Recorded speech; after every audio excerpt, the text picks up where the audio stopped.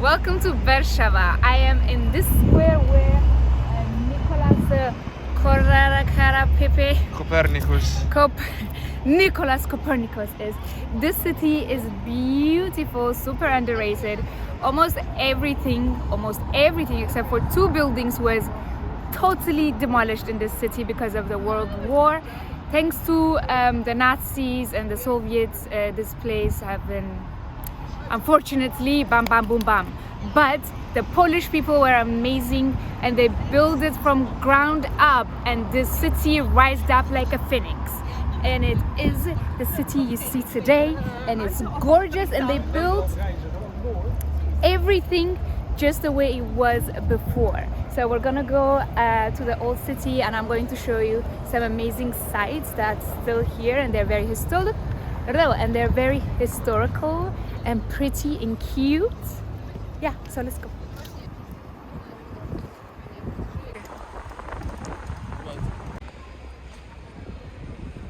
We are in the Holy Cross Church.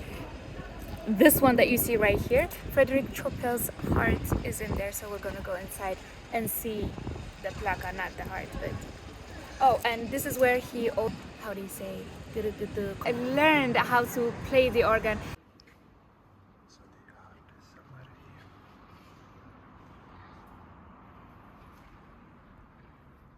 So that is the organ that Frederick Chopin learned at 7 years old. No, at 7 years old he gave a concert here. Or was he giving lessons here? 39 years old, my God.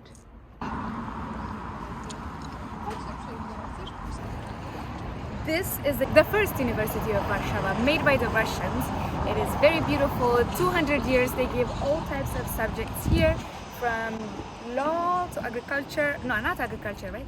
Law, I think it says law, Art, and something. And something very important that I find especially wonderful is they even teach Amharic. What? I'm very excited about this, and look at these guys.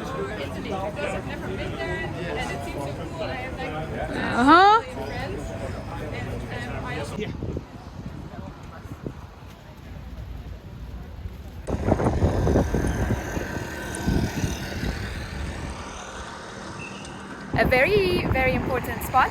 So this building that you see right here, that doesn't have a corner, has its own story. So the story goes, the generals wanted to build a place for the soldiers' families. So they told the authorities to build, a place here. And, there's a saying in Poland not to get in trouble. They kind of say, well, no, make it without a corner. So the architecture took it as a challenge, and he thought like they literally meant build the place without a corner, so he made it without a corner. That's why it doesn't have a corner but like a curve. Quite cool. And then here you have that's a hotel. It's been the most expensive hotel in whole Warsaw, because there was not such a place before, so all the kings and queens or like important people who can pay like a lot of money would stay here, and those I don't know if you can see in those balconies. Okay, we are in this beautiful church. Nuns didn't have enough money to build this church, so they asked for help, and one nobleman gave them all of the money that he had, and they built this church. Just like everything else, it was destroyed, like a poof, bye-bye. And they rebuilt it again, just like the way it used to be. you can see the clouds. It's super cool. The old town is super beautiful, so colorful. And this is the palace, the royal palace. In other countries, it's more like you're the king, and then your son becomes a king, and then your son's son becomes a king. But here in Poland, they were the only country who actually elected their king. So one king will do a term, and then the next king will be elected by people. Hello, cutie.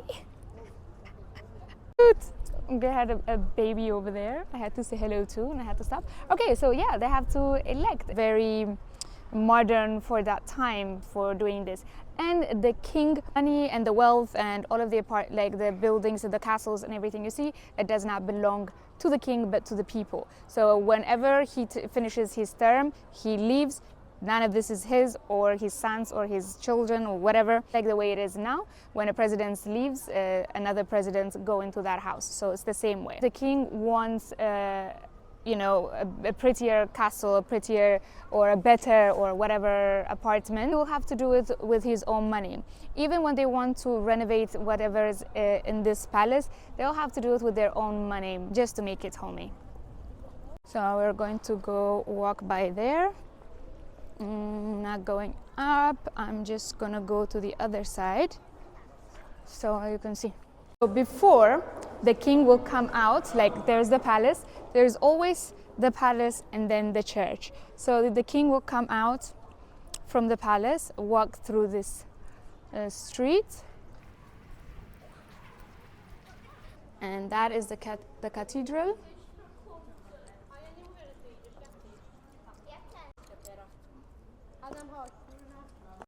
So in 1,000 years, there was never an assassination attempt towards any king or any presidential or anybody here in Poland. But in this very spot that I'm standing, when the king was coming from his palace to the church, there was a man waiting for him here with a sword and a shield trying to kill him.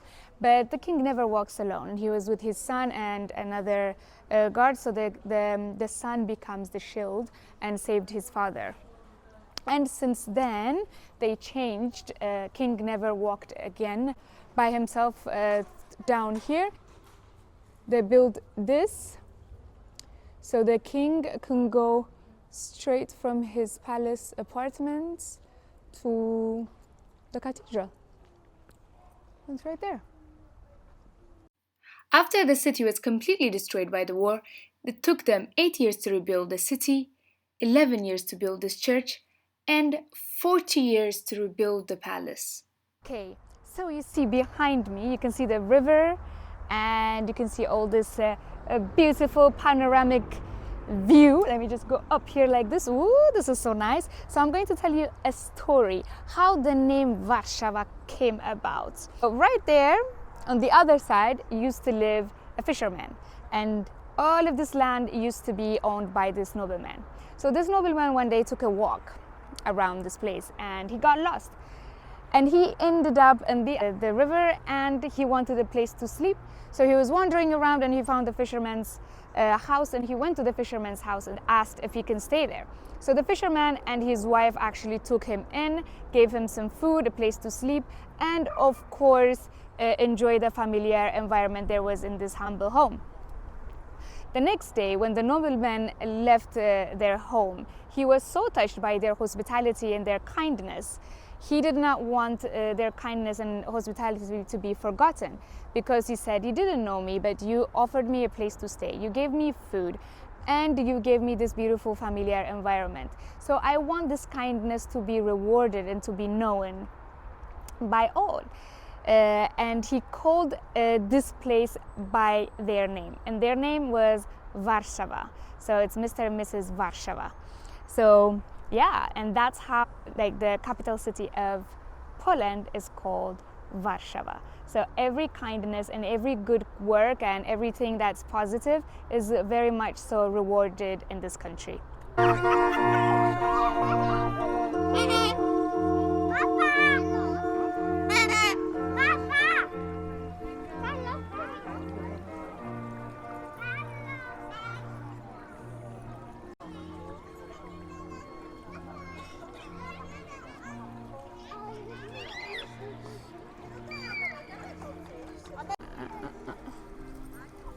Look at these fountains everywhere. In the World War II, all of this bombed, gone. And they used to build their houses in wood, so they put fire, these nasty people, and then they made all these beautiful square bye-bye.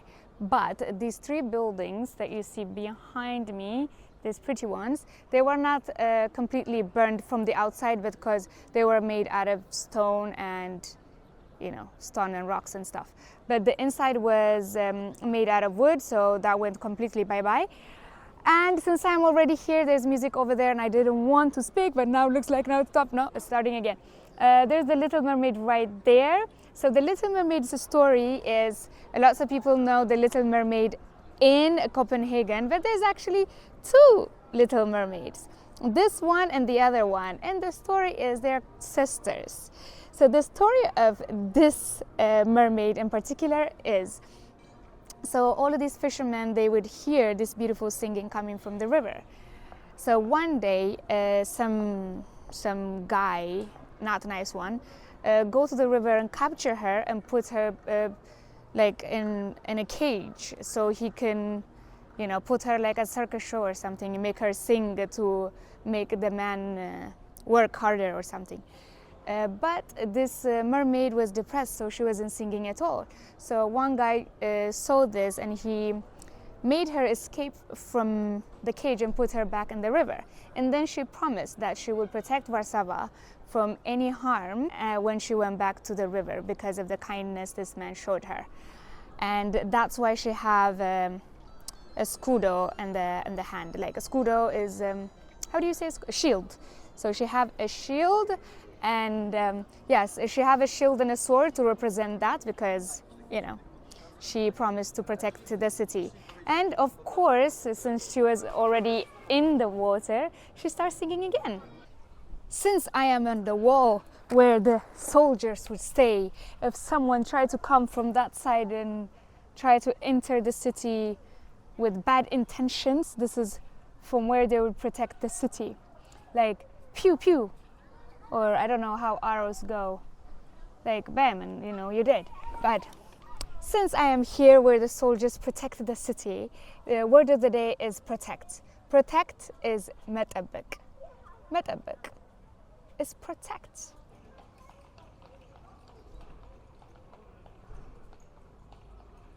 That's a pretty cool way to tour the city. Yeah, I know it's very touristic, but what the hell, I'm a tourist. I would love that. I would have so much fun on that. Like, hello, I have arrived. Used to be the only way to get into town, and they built it in such a way that no, you know, how do you say, bad people who wants to attack can come in here, okay? Because they made it in type of curvy. Okay, here's a demonstration what I'm talking about. To make an attack to the old Warsaw, but arrange from that street now.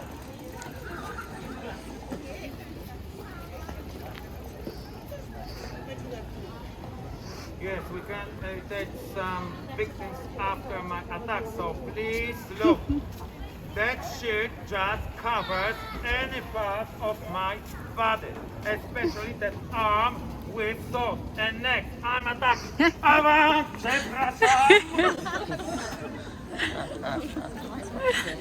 Okay, so there's the note. What should I do now to make an attack to Barbican? A little bit turning, yes, left and attacking that side. But if just I'm in the process of turning, that shirt does not cover any part of my body, and especially that arm with the sword. And that defenders from the second line of the city walls, they shoot at me here. I'm open to the shots from that side.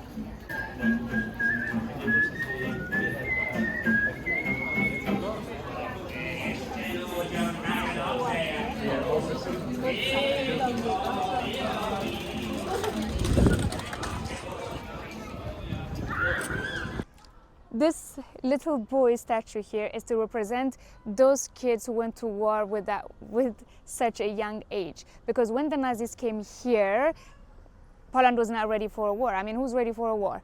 And as you can imagine, lots of people died, so lots of children and women were forced to go into war to protect their life, their family, and their city. So all the boys had to go. Like the oldest was 12 years old, 11, 12 years old. And this boy is actually, his story is he was a 12-year-old boy who was a Polish soldier. So he went with a grenade into the the station where all the Nazis were, and he, you know, he put the bomb, like, I don't know how you call it, you know, and boom, yeah, and he died with the Nazis. So yeah, to commemorate him, they put this statue, and of course all the children that passed away in that war. And as you can see him, he has a very big helmet, his jacket is too big, the gun is very big, his boots is huge, because I mean, war is not ready for children, and the uniforms were not prepared for kids as well. That's why it's very big for him. Because of the war, all of this was destroyed, but only 2 buildings survived. One of them is Hotel Bistro that you see right behind me, and the Presidential Palace. That's right there.